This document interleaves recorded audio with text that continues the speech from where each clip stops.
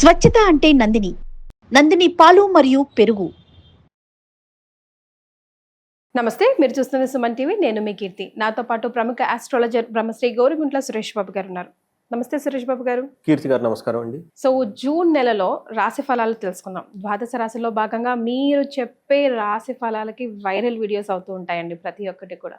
మరి ఈ నెల ఎలా ఉండబోతుంది, మీరు ఏం చెప్తారా, ఏం రెమెడీస్ చేసుకోవాలా అని ఆల్రెడీ వెయిట్ చేస్తూ ఉంటారు ప్రేక్షకులు. సో మనము మేష రాశి వాళ్ళకి చూద్దామండి. ఎక్కువ కాకుండా ఫస్ట్ మేష రాశి వాళ్ళకి ఇందులో అశ్విని 1, 2, 3, 4 పాదాలు, భరణి 1, 2, 3, 4 పాదాలు, కృతిక ఫస్ట్ పాదం అంతా మేష రాశి వస్తారు.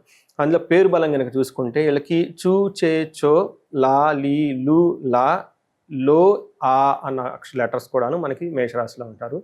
గ్రహస్థితి కనుక మనం చూసుకుంటే ఈసారి 4 గ్రహాలు మారుతూ ఉన్నాయండి.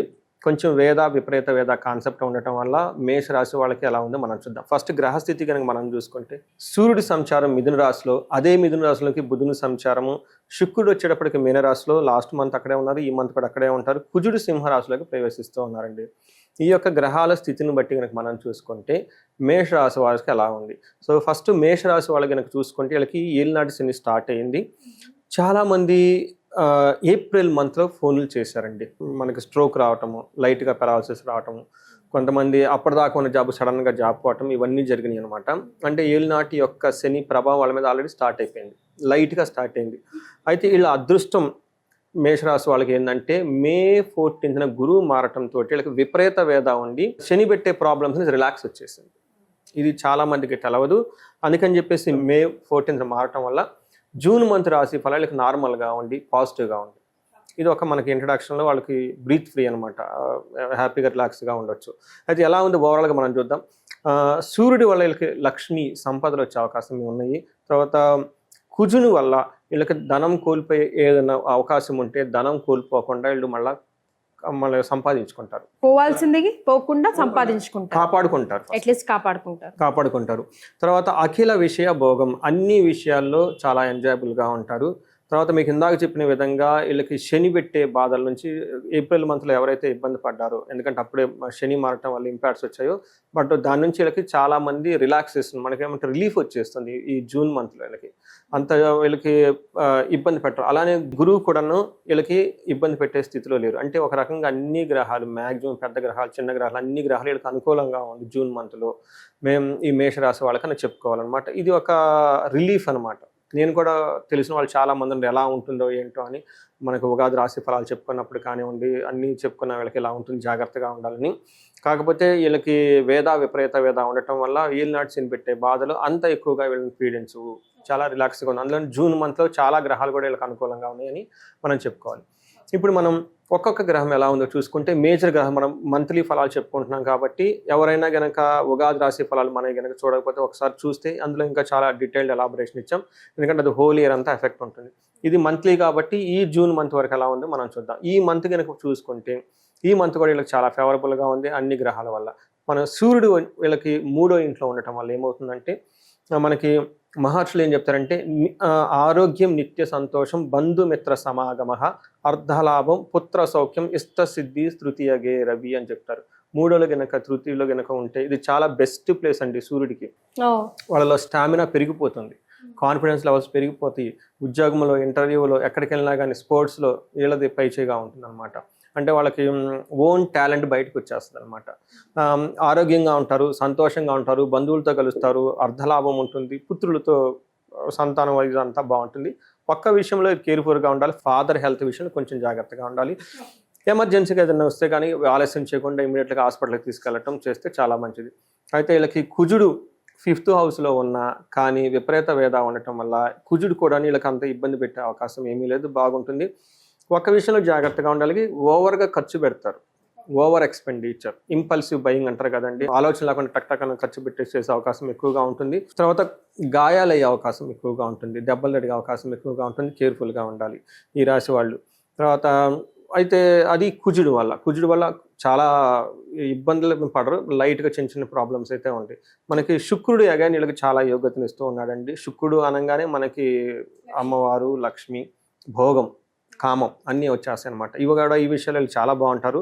ఏ విధంగా అంటే మనకు మహర్షులు ఏం చెప్తారంటే, అర్ధలాభం అంటే ధన లాభం ఉంటుంది, అర్ధలాభాచ చిత్త సౌఖ్యం పరస్త్రీ సంగమం తదా యత్న కార్యార్థలాభశ్చాత్ జన్మకే భృగునందని అని మనకి సంస్కృతంలో మహర్షులు చెప్పారు. దీనివల్ల ఏమవుతుందంటే ధనలాభం బాగుంటుంది, సౌఖ్యంగా ఉంటుంది. పరస్త్రీ సంగమం అంటే వేరే లేడీస్తో వాళ్ళతో కలవటం అవన్నీ చేస్తూ ఉంటారు. బట్ లేడీస్ అయితే ఎన్ని ప్రాబ్లమ్స్ ఏమైనా ఉన్నా కానీ, జెంట్స్ కానీ ఏదైనా ప్రాబ్లమ్స్ ఉన్నా కానీ అవన్నీ పోయేసి చక్కగా వాళ్ళతో హార్మోనీ రిలేషన్షిప్ మెయింటైన్ చేస్తూ ఉంటారు. ఏదైనా కనుక పని చేస్తే అనుకున్న పనులన్నీ జరుగుతూ ఉంటాయి.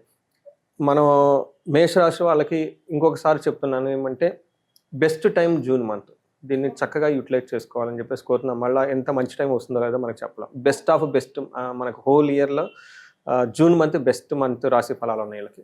అలానే లేడీస్తో బాగా, లేదంటే ఆపోజిట్ సెక్స్ ఎవరైతే ఉంటారో వాళ్ళతో చక్కగా మాట్లాడుకొని అన్యోన్యంగా ఉండే అవకాశం చాలా ఎక్కువగా ఉంది. బెస్ట్ టైం అని మనం తెలుసుకోవాలి. రైట్. మరి నక్షత్రాల ప్రకారం మేషరాశి వారికి ఎలా ఉందండి? నక్షత్ర ప్రకారం కూడా చాలా బాగుందండి వీళ్ళకి. అశ్విని, భరణి, కృతిక 3 నక్షత్రాలు ఇందులో ఉంటాయి. అశ్విని నక్షత్రం వాళ్ళకి కనుక చూసుకుంటే పాజిటివ్ సైడ్లో వీళ్ళకి ఐశ్వర్యవంతంగా ఉంటుంది, జయప్రదంగా ఉంటుంది, ధనలాభం ఉంటుంది, మృష్టాన్నం, చక్కగా పార్టీలు ఫంక్షన్లు అన్నీ ఎంజాయ్ చేసేస్తూ ఉంటారనమాట. అయితే వీళ్ళకి ఛాలెంజ్ ఒక ఛాలెంజ్ అంటే బంధనము, బంధించబడినటువంటి సిచ్యువేషన్స్ ఉంటుంది. అగైన్ ఇక్కడ బంధనం అంటే మీనింగ్ ఏంటంటేనండి, కన్ఫ్యూజ్డ్ అయిన స్టేజ్లో ఉంటారు. ముందుకెళ్తే ఎలా ఉంటుంది, వెనక్కి వెళ్దాం, మన ఏదైనా చేద్దామంటే చెయ్యొచ్చా వద్దా, చేస్తే ఏమైనా ప్రాబ్లమ్స్ ఉంటాయి అని ఒక ఆలోచనలో ఉంటారు చాలామంది. ఇలాంటప్పుడు మనం ఆస్ట్రాలజీ కనుక కలిస్తే త్రూ ఆస్ట్రాలజీ వాళ్ళకి కౌన్సిలింగ్ ఇవ్వచ్చు. ఎందుకంటే we can force the what is గ్రహస్థితిని బట్టి ఎలా ఉంటుంది, పాజిటివ్గా ఉంటుందా, పాజిటివ్గా అనేది తెలుస్తుంది కాబట్టి వాళ్ళకి మనం చేయొచ్చు. అపార్ట్ ఫ్రమ్ దట్ వాళ్ళకి తెలిసిన సబ్జెక్ట్ మ్యాటర్ ఎక్స్పర్ట్స్ ఉన్న, మెంటార్స్ ఉన్న, దగ్గరలో బాగా ఎక్స్పీరియన్స్ పీపుల్ ఉన్న వాళ్ళని కన్సల్ట్ అయ్యి డిసిషన్ తీసుకుంటే చాలా బాగుంటుంది. రెండోది భరణి నక్షత్రం వాళ్ళకి అగైన్ వీళ్ళకి ఐశ్వర్యవంతంగా ఉంటుంది, జయప్రదంగా ఉంటుంది, ధనలాభం ఉంటుంది, మృష్టాన్నము, చక్కగా పార్టీలు ఫంక్షన్స్ అన్నీ చేస్తూ ఉంటారు. అయితే వీళ్ళకి ఛాలెంజెస్ కూడా ఉన్నాయండి. కలహము, బంధనము, నాశనము, ఈ 3 అంటే ఒకటి గొడవలు అవుతుంది, చేసిన పని కాకుండా ఆగిపోయే అవకాశం ఎక్కువగా ఉంటుంది, బంధించబడినట్లు సిచ్యువేషన్ కూడా ఉంటుంది.